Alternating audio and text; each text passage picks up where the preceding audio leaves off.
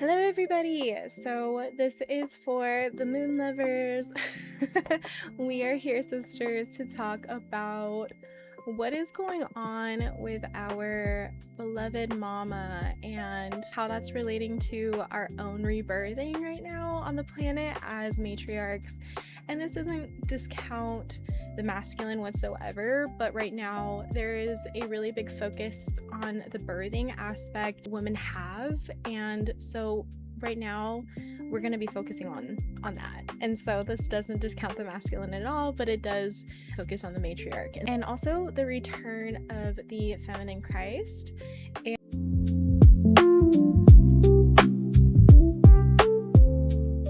I'm going to start by asking you guys if you've seen that movie Ella Enchanted or read the book. I know the movie has Anne Hathaway in it, but what's going on with the female collective at this moment is kind of like Ella Enchanted.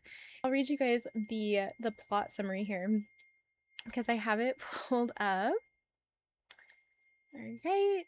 And so right here we have that Ella was cursed at birth by a well-meaning but foolish fairy named Lucinda, who gave her the gift of obedience.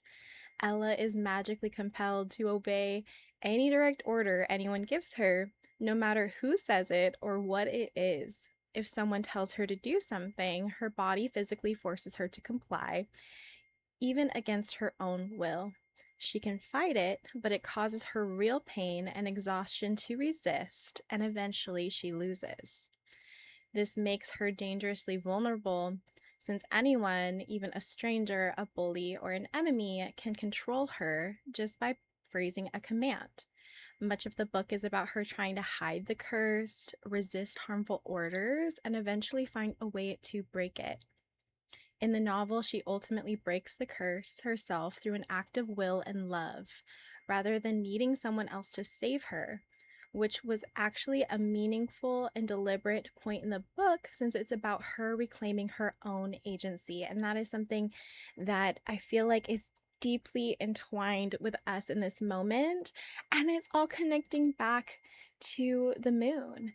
And I know for a really long time, you're either you're either one of those women who were like, dancing in the moonlight, right? We're literally that like song, or you're someone who believes that, the moon is artificial, that it's not real. And whatever you believe, you are totally valid in believing that. And that truth is true for you. So when I am going to transmit this message, I just want you to keep in mind that maybe it's not for you, and that's okay. I'm still going to transmit it. And all of the women who do love the moon, the ones that do dance in the moonlight, who sync with her cycles, I'm here and I want to share this message with you, this beautiful, deep message of autonomy.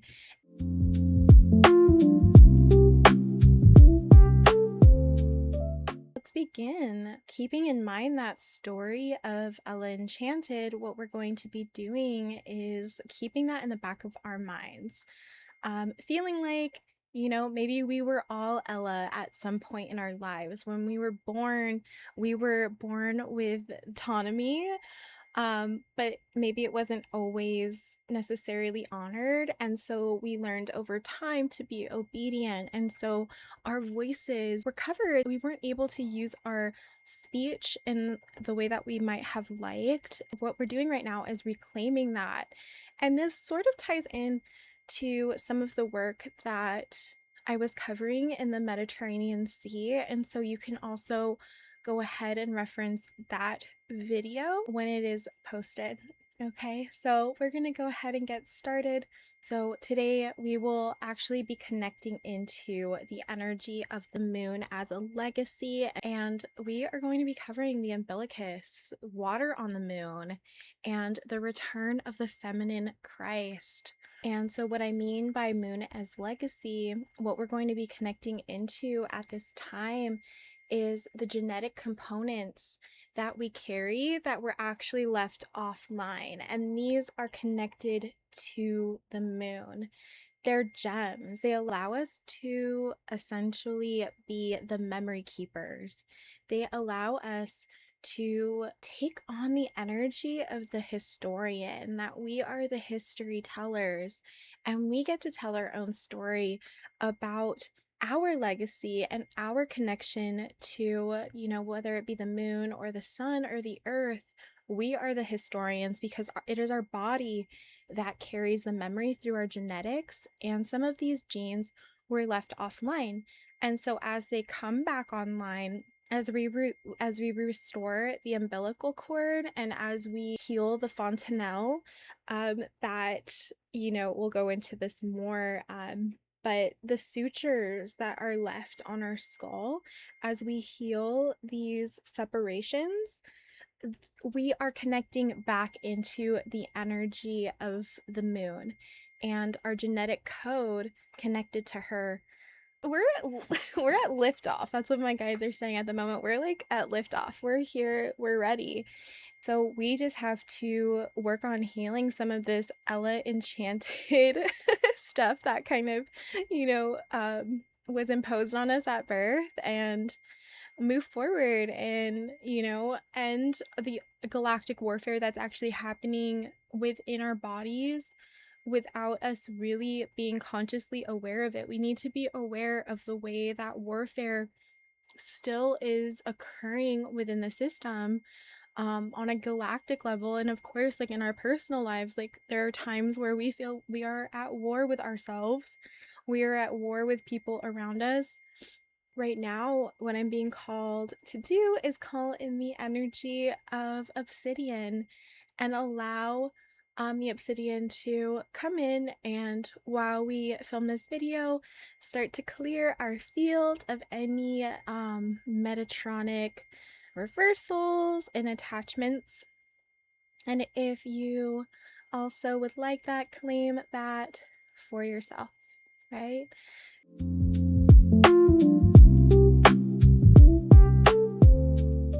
We are going to be talking about the moon and the hidden waters here. And I was feeling that this is something that we weren't really taught necessarily, that there was water on the moon. But when I did do some research after this channel, I had seen that they had found water on the moon in pools that were frozen in the craters. But I was feeling a much deeper well that existed of water on the moon, and it felt underground. So in that case, like, the moon isn't dry or dead, it is a living water consciousness that exists, and these luminescent pools of water, they have a vibration that we can quite literally feel. And what I was feeling here too was the energy of dogs. And so I usually connect dogs to Sirius, and I could feel their guardianship also existing here on the planet. And it's almost like, oh, because that's so silly, but like this idea of, like, dogs howling out the moon and how they have a deep connection. And that same connection is the connection that I was feeling on the moon, was guardianship that was their help restoring the waters. And so there was also this energy of, like, the true warrior, and it wasn't related to warfare, it was related to claiming sovereignty, autonomy, and that was like the true warrior code. This comes with a frequency of simplicity, of releasing the energies of jealousy and taking that sour energy and adding sugar and making lemonade. What I'm talking about too is, like, there is a lot of galactic warfare narrative that exists within spiritual community, a lot of drama narrative. And so when we are in that space of drama, we are always looking to victimize or be victims to something. And so in this case, we are releasing that narrative. So releasing these energies of jealousy is part of the warrior's code, because a lot of warfare comes from obviously the energy of separation, of stagnation, of jealousy, of greed and a lot of scarcity, of starvation, like all of these energies that compile into creating something that is warfare. And so, in a lot of ways, the true energy of the warrior has become a distorted image where it isn't what it's meant to be. And so we take these energies and what we've been given and we bring new meaning to them. We become new storytellers of what being a warrior means to us as people. And what my team always says is that, like, we take, this more sour energy and we create lemonade from them. And if you think about lemons are incredibly cleansing. So even if they help restore our templates. Even if we feel weird for having like ever believed one thing or believed another thing, or I feel bad for doing this or that, whatever we hold shame to and judgment for, we can take that energy and know that it's something that has crystallized our body because it has made us anew by really cementing in what it is that we believe and what is really true for us. And only we know that. Only we can restore that within ourselves. There's a message here too about releasing the need to have data. Like, who's going to give us the data? How are we going to believe this? What numbers are here that is going to make me believe in any of the stuff, which kind of removes the simplicity out of it. And so what we are doing is, instead of looking for data, we are turning within ourselves, releasing the need for it and finding out what's true for us in our bodies. Okay, and so as we connect with the moon and her hidden waters, as we release the need for proof, as we really decide that we are going to tune into these energies and make our own decision about what is real and what is not, and other people are allowed to do that and might have a different, experience of it, and that's okay. We release the need to be right.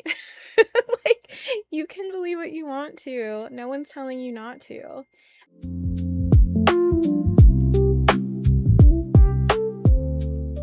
My ascension has been very physical for me, and so I was getting a lot of rashes on my body a couple years ago as I was clearing a lot of my own genetic line curse stuff and whatever it was. I was working on my own cellular body, restoring my stem cells, and working on that stuff. It created a lot of obstruction on the surface of my body where I was getting really rashy. And this was related to, now what I was connecting into was actually the central nervous system related to the fontanelle at birth. And so our bodies can do this amazing thing when we are going through the birth canal. Our skull is pliable, and so it will constrict a little bit for a head to be able to go through the birth canal. And that is a really amazing thing that our body does. And so I want to keep that in mind, because what I don't want to do is say that this is something that's bad and this is good.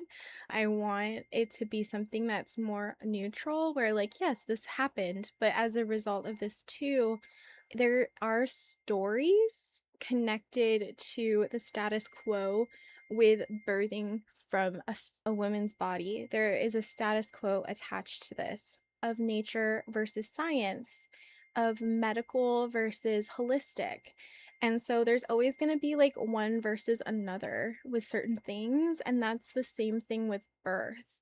There's even strategy with how to birth right, and like what is the right way to give birth, what is the wrong way. In the past, you were birthing in community, you were birthing with midwives.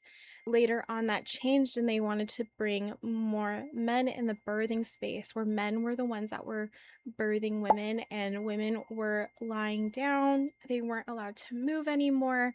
There were constraints on the body. And so, with those constraints, there's also constraints with actual labor. It's like the body isn't allowed to relax, it feels unsafe. And so what happens is it creates more friction when we're trying to come through the canal. And because those stories are still embedded within our society, within our very own bodies, because we are the women that have birthed, on during those timelines. We have, ancestors that birthed that way in other timelines, but we also have ancestors that have birthed, and we have birthed in the ways of movement, of freedom, of expression, of pleasure. And so we carry both.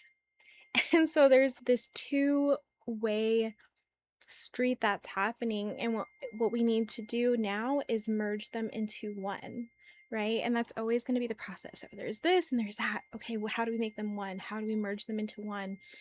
And so what happens is when we are birthing through the canal and the fontanelle shifts, there is something that is happening with our crown chakra.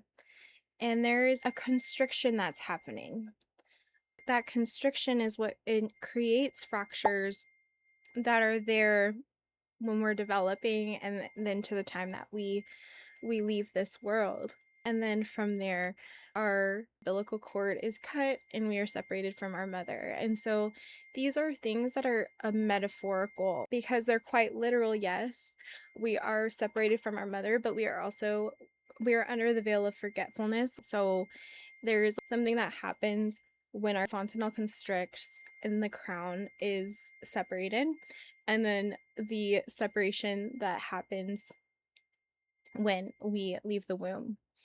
And so a big part of our journey here on this planet is remembering the waters, remembering the connection, restoring the connection to the umbilicus that was severed at birth, and healing the way that they put it was dementia. It was there's people who are here in this world who experience literal dementia, where they, forget.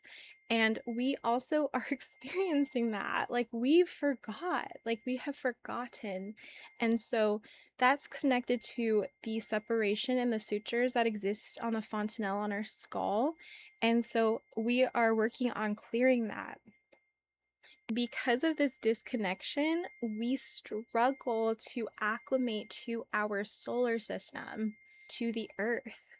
And so we're generating almost a field of what they're calling Teflon. So what we're trying to do now is have this layer over us that allows things to fall off more, rather than us becoming this literal trash compactor that everything enters the body and it's like we're expected to compact it. And that's not necessarily true. We aren't here to take in a bunch of trash.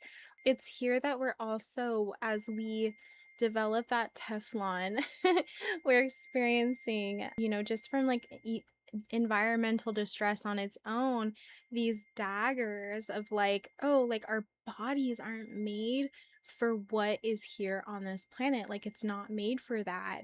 And releasing those daggers that have essentially pierced our energy field, returning those daggers back where they came from, and allowing them instead of piercing our energy field, allowing those daggers to pierce the veil and make everything clearer for us, clearing that dementia that we have from the fontanelle separation, from the umbilicus separation.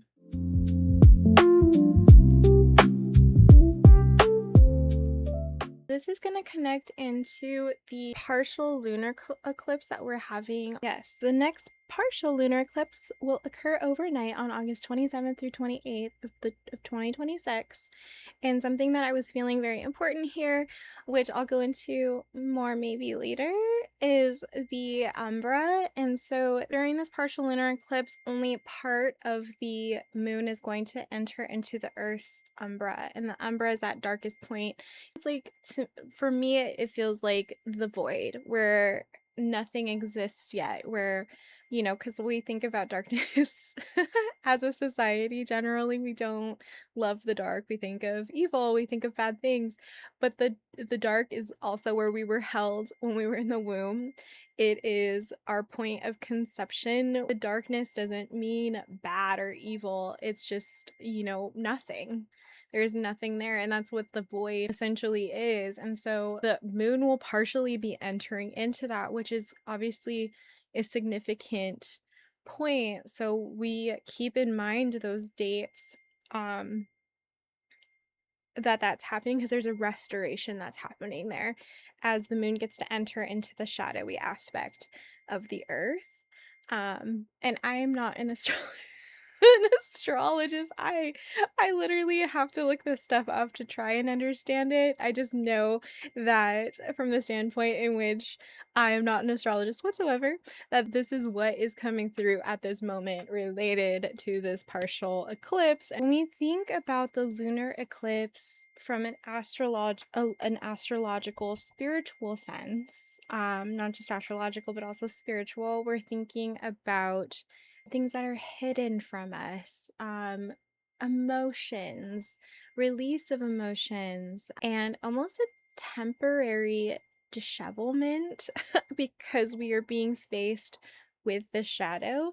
And so that's kind of what happens when we enter into this world. We enter into the world, and when we're under that veil, it's jarring for us as like a spiritual little being entering in. So it's important now that we heal some of that segmentation that happened, that fragmentation that happened when we entered into the world. And to do that, we connect and see the parallels between a mother's womb, and I mean the belly itself, even when you're carrying the baby, how it feels like the moon. And I'm even seeing like my shaman drum behind me, that imagery of the moon, of how it's so seen in so many different things, and how when we're ready to see that connection, we also see the connection between our womb waters and the water that's in the moon as well. There's these luminescent pools of clarity, and these connections help us see the truth of our birth. They help us connect to the temples that we genetically shut off from when we were born. And so we rehabilitate those genetics and we reconnect. And these temples, obviously, they exist on the earth, above ground, they exist within us, they're underwater, they're our bodies. And from here, I was connecting to the energy of the Yanas.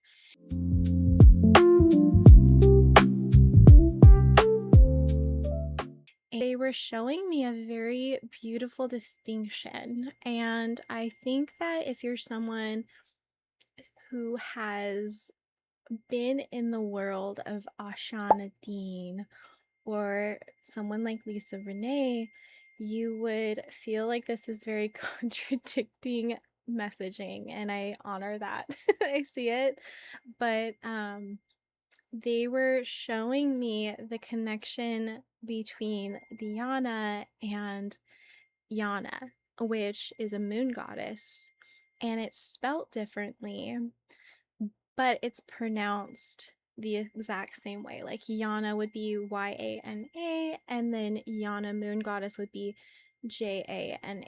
And they were coming in with support for this like yellow frequency that I was seeing that felt intrusive. And it was this line that was connected to our, it was like a aura that was connected almost to our umbilicus, that was fragmented. It was like it wasn't supposed to be that way, and they were there to essentially repair the fragmentation of the umbilicus from the womb as we head back into the world through the canal, and we reconnect into the lineage connected to the moon and the matriarchy. And so I also wanted to add that Yana is also spelled as Iana here. And she acted as almost a passageway or portal, which she was the masculine counterpart of Janus, whose role was the doorkeeper, which related to functioning pertaining to the time and heavens. And so her being connected to the passageway or the portal is the birthing portal.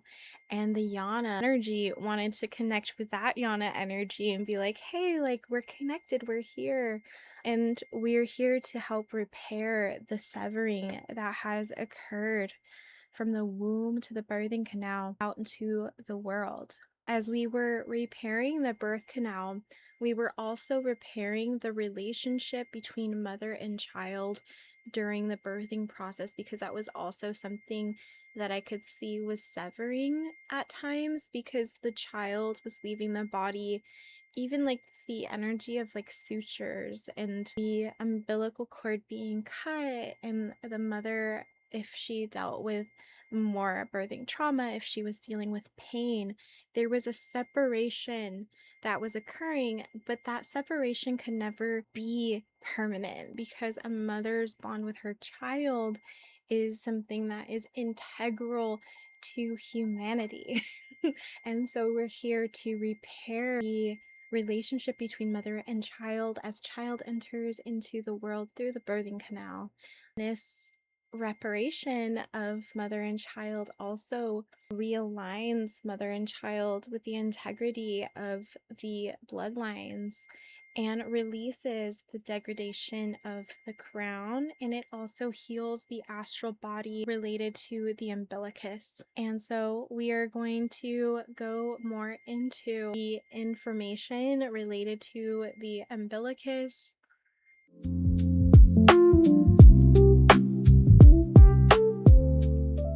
I was seeing in this case, as we talk about the umbilicus, a phone line, and they were like, hey, we're here to ensure that the umbilicus is still attached, because when it was detaching from the mother here, I could also see that there were times where the umbilicus was replicating the line that we had to our astral body, and how that would also be detached.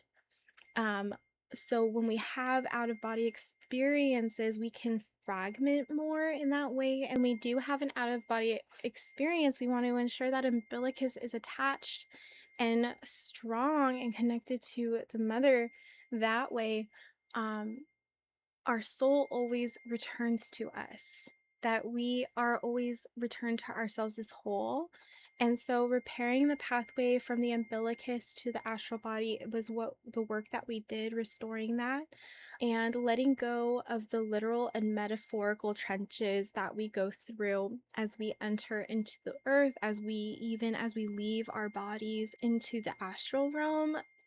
It was like the energy of trenches, of like warfare again. Like, oh man, we're really in deep. And so we wanted to release that energy of finding an escape route from the body, from the spirit, from the planet. And so we needed to rewire that connection. And that had to do with worthiness, and that still came to value. And of course, that connects to money as well, but like how much we are worth, and like it's almost like our value is placed in that way. And so we were rewiring that. Okay, after that, we were moving into our teeth. And so if I do a lot of energy work in the teeth, because I feel our teeth.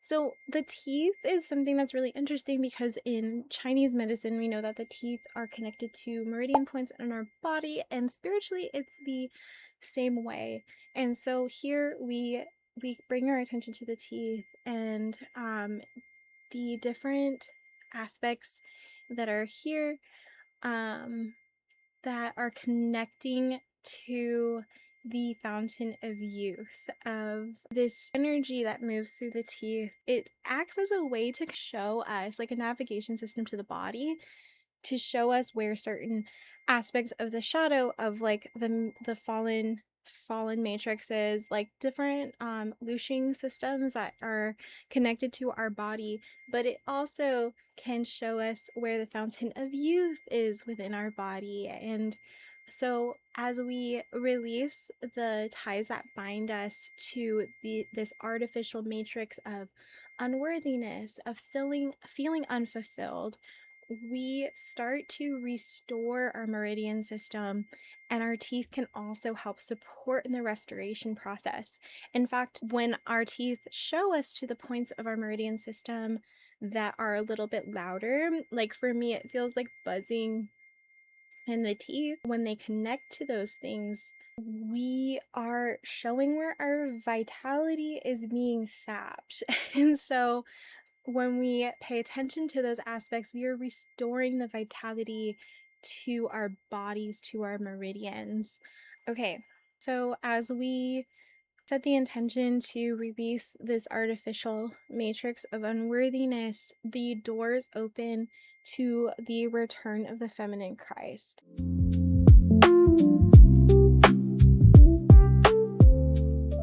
And so as we walk through the door, because I saw it as like a portal, like a threshold, and the feminine Christ was there. There was nothing blocking it. The doors were open, and they were showing us that as we walk through these doors, as we choose to meet the feminine Christ, we are also choosing to choose autonomy.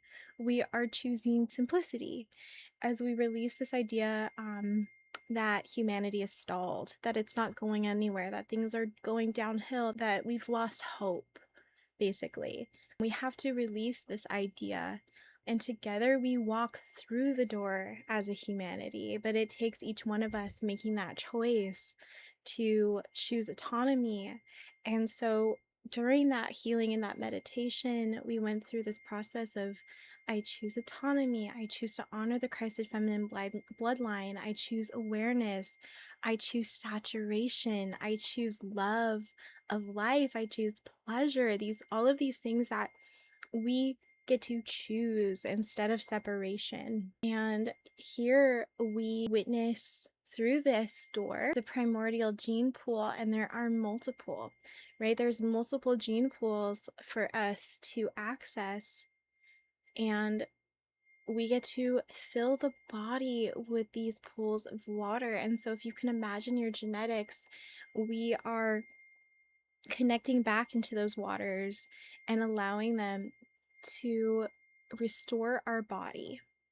These primordial gene codes are filled with genetic information related to liberation, restoration, and a found hope for humanity. And this connects back to Akuna and knowing the way. Like, we know the way, we are the way.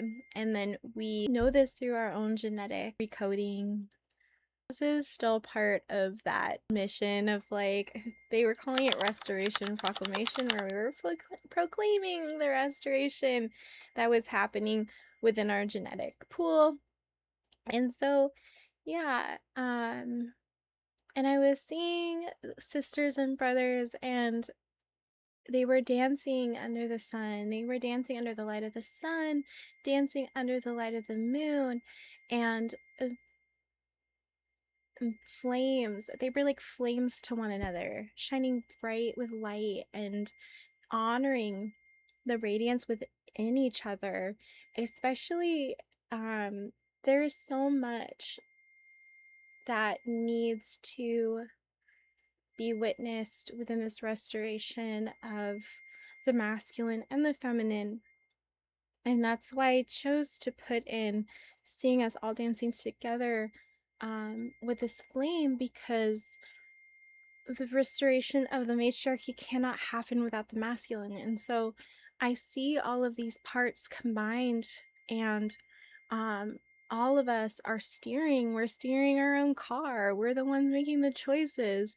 We're choosing autonomously for ourselves, and we can honor that within each other, honoring our sparkles, our deep spunkinesses, the silliness that's within all of us, and releasing the idea of a rapture, of purity born out of indignity and distrust, and restoring back to wholeness. And when I say rapture in like a secular sense, it means joy. And maybe we bring that back, because sometimes we think about rapture, we think about in the form of like religion, where like, God takes its chosen people and everybody else suffers on hell on earth.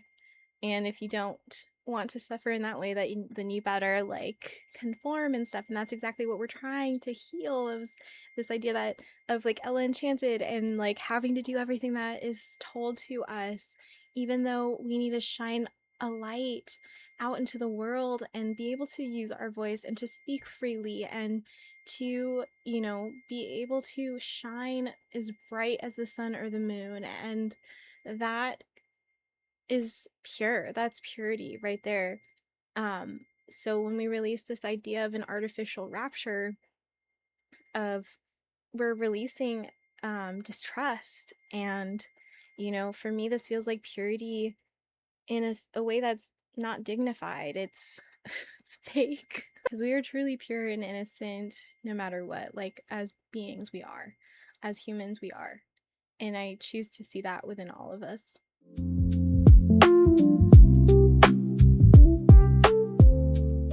So after this, I was seeing this union between lunar and solar, and I could see a lunar sun.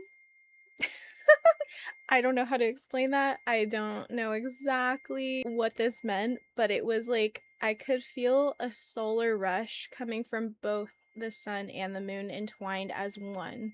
So it was like it was creating this own energy. Like there was a lunar sun, and those were unified energies.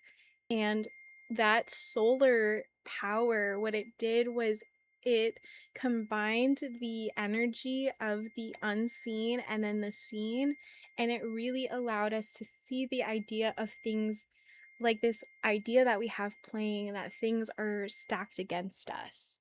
That's when I could feel the Syrians coming in our dog helpers, and they were coming in to show us that they loved us so deeply. They loved our tribes. They were part of our tribes, that they had so much love and support for us. They started to lift these domes away from humanity. These domes were things that were clear. It's like we couldn't see through them as a humanity, because they were founded on in secrecy. And so it was almost like the lunar energy was being manipulated to make it so that these domes could be placed around humanity, in secrecy, on purpose. Obviously, like, they didn't want us to see these domes. And so they were using the the unknown, like, energy that the moon kind of conveys, and they were using it as a way to create separation from ourselves. And they used it to create unintended baggage that we had to carry around. And it might not have been even their intention to create this baggage, but it was a byproduct of it. And these are things that are perceived from inside of the dome, and you could see the dome in a way as another veil. And I know you could use the term frequency fence as well. And here we are again connecting back into the land of Yemen and this point on the grid. It was here that we were asked to think about the way that we perceive permanency in this world, and how these domes were what created this perception of things being permanent, that things can't be resolved, that there is no way to move forward, that we are stuck, that there's no way, like, we can't see. We're just here waiting for a savior. And, that ties into this like savior complex that people will use to really entrap people into idea systems. And so the land of Yemen was anchoring us to reality. And it was like, hey, how about we look at our idea of what we perceive as permanent? Because these domes can be lifted. We can expand outside of what we may have not known was even there. And maybe the dome is see through, right? And we can think outside of it, even if we're in it still. Like, even if we're comfortably sitting in this dome because we're afraid, maybe we can see outside of it still. Maybe we can, the whole point is to perceive that there is a dome here, that you can feel it and then it lifts off. And then this was an interesting point too, was part of what these domes were are engrams and their lucid memory. These are the baggage. And so the unintentional baggage that may have been created are these engrams that make it more difficult to restore the memory. And so what we're doing is we're leaving the domes and we're going through baggage claim. We're traveling. And so all of that excess baggage we're carrying, we're like, oh, okay, here's mine. This is mine and mine only to look at. And this is what I have to go through and sift through. We open the suitcase, dumping away what is not ours and things that we don't need anymore. And they're calling these false memories, a false memory matrix. And some of these are spells, incantations, the ways that we've been groomed, and how we've been used as weapons against humanity, and how these things have been used as weapons against humanity. And so releasing these aspects of fragmentation, so it's all a process of restoring the umbilical. And from there, we are able to see obstruction, remove and lift it away, really throw away what isn't ours as we restore our connection to the mother. And my guides always use food metaphors with me because of my connection to my eating disorder in the past and having to heal the energy of starvation through food, and how that was deeply part of my story. And so they use like different foods. They were using creme brulee as an example. And at the end, when you're like kind of like you put a fire over the sugar and it creates that like crispy little glaze on the top. Well, that's how we were finishing this channel, and we were going to eat it and polish it off and enjoy it and really feel the pleasure of that.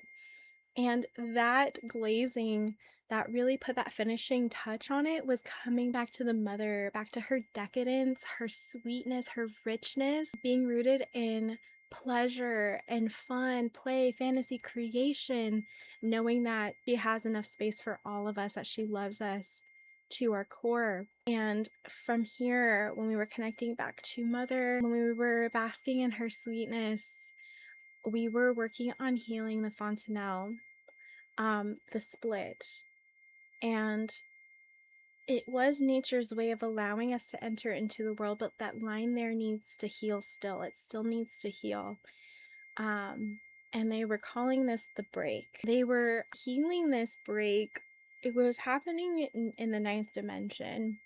And in this dimension, we could feel the waters and we could dive into them and we could reach the temples that existed here. And it was here that we were held and that we could heal the cracks and we could let the waters run through those cracks and let them fill them up. And I could even see the waters running through the brain tissues, all of the artificial fractures in the skull, and just like letting all of that water run through bone and tissue.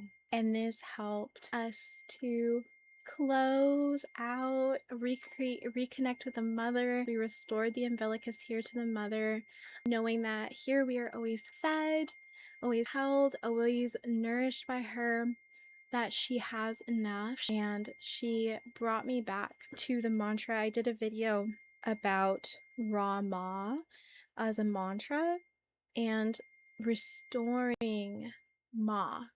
This is part of restoring Ma, and I'm sure something will come into the restoration of Ra, but restoring that connection. And in here, we clear our lenses and enter into a new season of regulation of the body, leaving rumination behind, co regulating with a mother. Through this deep connection through our umbilicus and releasing the servitude narratives and timelines playing out from being disconnected and severed from the umbilical cord.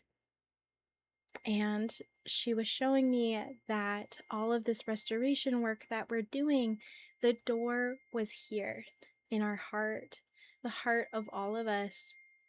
And we can enter into the heart of the mother. She said we could receive mana here, and mana refers to an unseen spiritual life force energy that permeates the universe, linking people, nature, and objects. Mana also in the Bible was like bread from heaven. So it's kind of like that same concept, that life force energy. She's here, like, here I can restore it to you and we can connect. I was feeling also the connection here existing to Elohai and connecting to the grooves and the maps and the round mountain ranges that existed within our own bodies, allowing ourselves to become a transducer of this energy as we connect through our hearts, hearing glory and allowing this purification to truly start, and honoring water as a fundamental molecule of life. And our systems are changing. We're becoming more water-based. Water is becoming a part of our fundamental molecules. And so we've always had water in our bodies, but now we need even more water, which I think is really interesting because I see this happening in my own body where I'm like literally parched all the time. And I desire water. I desire to be in water, near water, around water, to drink water. And I'm learning to restore my own reverence for it. And I got something in the mail from my local community stating that they were going to vote to raise our rates for water 175% or something like that, or 178. And seeing that, like, oh, our bodies need more water now more than ever. But then, and I come from a low income community, like, this isn't a rich place. And so when you hear something like that, that this is our fundamental life molecule, and to know that there's someone out there trying to, bring someone's bill from $67 to like 300 something dollars when people can't really afford it, like, that to me is insane. That is such scarcity, and water should be a fundamental right for all people. Of course, we're talking data centers are popping up and we're seeing how much water they're using. And so these are all things that I know are meant to kind of see that gap, that oh, this restoration is happening, but also, like, look what's happening alongside it to kind of, rupture it in a way and like not make us connect to our own primordial waters, our own connection to the mother, to her abundance. And so it's kind of sad. And so I've been really witnessing this, and I was like, I need to make this channel because it felt so important to me to feel that connection again. The need for water will be more intense. We will be romanticizing water almost in a way of like loving drinking it, bringing pleasure to bathing in it, loving our oceans and our rivers and our ponds and all of the ways that we do connect with water. Knowing that that purification that is coming to us through this water is also related to a unification process that we are getting from the mother.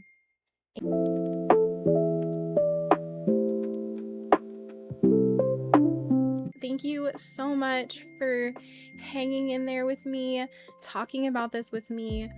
This stuff is it's so important. It's our birthright. I am sending you guys so much love, connecting to the mother, you know, being this wisdom keeper just through your genetic code that is swimming in these pools with you, and knowing that the door to the mother is always there, restoring your umbilicus, healing the sutures, or the separation that's in our skull, like all of these beautiful things that we get to do right now in this moment. The door is open for us. We just have to choose. We get to choose that. I'm sending you guys all so much love and joy. Sending you all the energy of Hakuna in so many ways and forms.